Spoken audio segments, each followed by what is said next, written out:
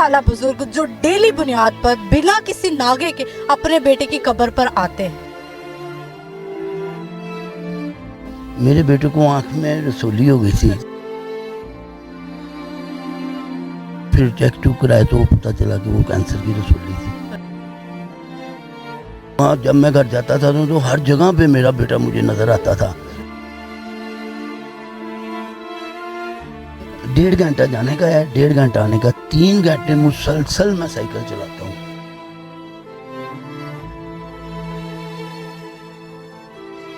जैसे मेरा बेटा फौत हुआ है तो बस मुझे यानी कि जैसे इंसान पे जुनून नहीं तारी हो जाता, इस तरह मुझे गम का जुनून तारी हो गया था।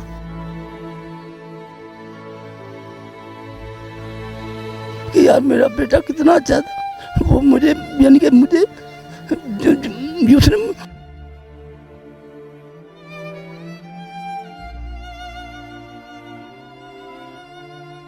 बिस्मिल्लाहिर्रहमानिर्रहीम, अस्सलाम वालेकुम नाज़रीन। आगाज़ न्यूज़ के साथ मैं हूँ आपकी मेज़बान ज़ोबिया हनीफ।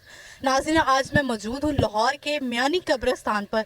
यहाँ एक बुज़ुर्ग 70 साला बुज़ुर्ग जो डेली बुनियाद पर बिना किसी नागे के अपने बेटे की कब्र पर आते हैं।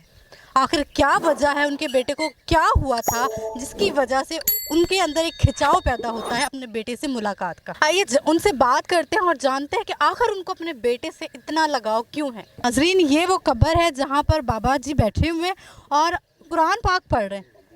उनसे बात करते हैं। अस्सलाम वालेकुम जी, कैसे हैं आप? शुक्र अल्हम्दुलिल्लाह। अच्छा, ये किसकी कब्र है? मेरे बेटे की कब्र है। क्या हुआ था आपके बेटे को? मेरे बेटे को आंख में रसोली हो गई थी। अच्छा। तो जब पहले तो हमने समझा ऐसे ही, आप बेटे से जरा आंख को सोज हुई। अच्छा। तो उससे पूछा बेटे ये आंख को सोज क्यों है? कहते पापा जी मैं मोटरसाइकिल पे जा रहा था तो हवा तेज़ लगी तो शायद कोई चीज़ लगी है। अच्छा। तो फिर इतना उसने भी ना केयर किया तो हमने भी नहीं पूछा। फिर जब यानी कि वो आंख ज़्यादा उसमें से देखने में कमी होने लगी आंख के, तो फिर चेक टू कराए तो पता चला कि वो कैंसर की रसोली थी। अच्छा। सुनने में ये भी आया कि डॉक्टर्स की गफलत की वजह से आपका बेटा इस दुनिया में फानी से रुखसत हुआ। डॉक्टरों की गफलत क्या होनी है, बस ये हम शदरे में एक शदरा टाउन में हकीम साहब थे। ठीक है। उन्होंने अखबार में इश्तिहार दिया हुआ था कि ये ऐसी कोई रसोली नहीं हो, मैं साड़ के सुहा कर ये उसके चक्रों में हम फंस गए। उसने हमारा बड़ा टाइम ज़ाया किया। तो बस अल्लाह, अब बाकी आखिर मुसलमान हमारी जो शरीयत हमें कहती है कि जितनी अल्लाह ताला के पास उम्र लिखा के आए हुए थे उतनी उन्होंने पूरी की। वैसे हाँ जी, तो वैसे तो अल्लाह ताला जिसको शिफा देनी हो तो मिट्टी से भी दे देते हैं, मिट्टी की जो।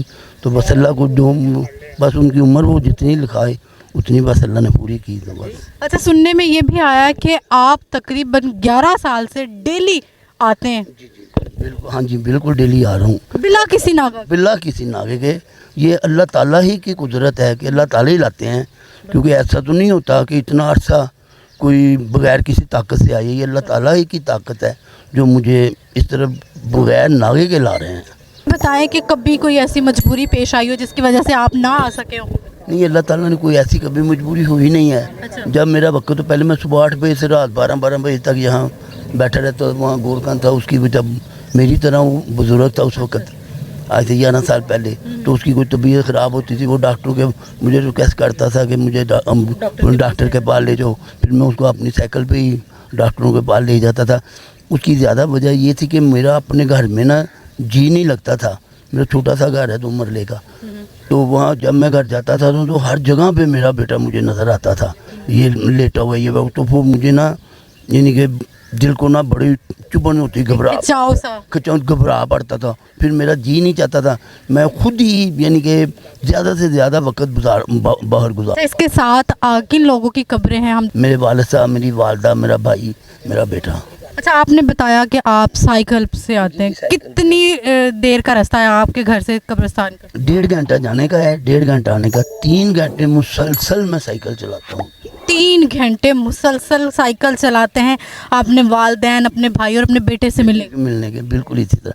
जब मैं यहाँ आता हूँ ना तो मुझे ऐसे महसूस होता है जैसे वो मेरे पास बैठ गए हैं। अच्छा। बस ये बात है। तो इसलिए मुझे बड़ा सुकून, जब मैं कुरान पाक पढ़ता जिस बारिश बुरिश होती थी तो मैं वो कुरान पाक को समेट कर, यानी कि कुरान पाक पे बारिश ना की चिंटे ना पड़े, तो मैं वहाँ दरबार पे चला जाता था। اور اتنی دل میں چبھن ہوتی تھی کہ میں انتظار کرتا کب بارش کب رکے میں دوبارہ وہاں جا کے بیٹھوں. وہ جیسے ہی بارش رکتی تھی تو میں ادھر آ جاتا تھا. پھر دوبارہ بارش شروع ہوئی ہے, پھر ادھر اسی طرح جتنے بھی چکر, جتنی دفعہ بارش رکتی تھی جتنی دفعہ اتنے میں چکر پھر لگاتا رہتا تھا ادھر. مطلب آپ کو اپنے بیٹے سے اتنی محبت کیوں؟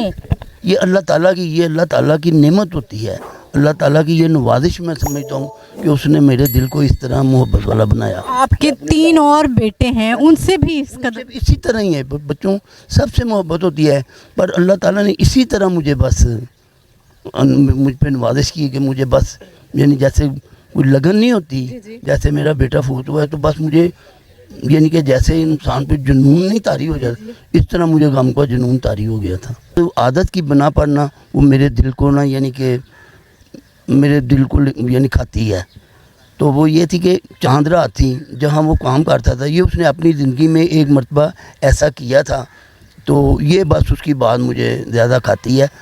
تو چاند رات تھی تو وہ اپنے جہاں کام کرتا تھا وہاں سے اپنی سیلری لے کے آیا ہے. تو میں گھر سے باہر گیا ہوا تھا, تو میں گھر واپس آیا ہوں تو وائف نے مجھے 1000 روپیہ دیا ہے. میں نے وائف سے پوچھا, میں نے کہا یہ کس بات کا ہے؟ میں نے کہا یہ کس بات کا؟ انہوں نے کہا جی اصغر نے آپ کو عیدی دی ہے.